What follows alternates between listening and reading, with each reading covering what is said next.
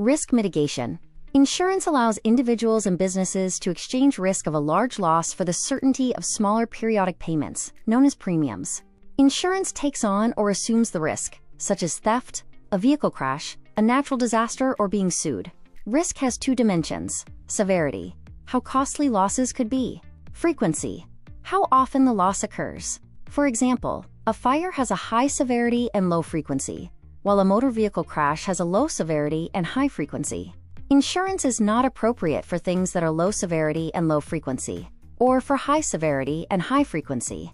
Insurance is about securing your life, family, and assets. Insurance is complicated, and there are many forms of insurance. Don't be afraid to ask a lot of questions when considering different kinds of insurance. Depending on your age, lifestyle, and career, you will have different options to choose from. Usually, up to the age of 26, a person can stay on their parents' health insurance plan, depending on the family situation and/or needs.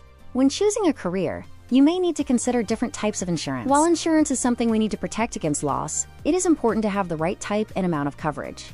Insurance calculators can be used to identify what might be right for you and your situation. Remember that insurance policies need to be reviewed periodically, especially when significant life events, such as marriage or career changes, occur.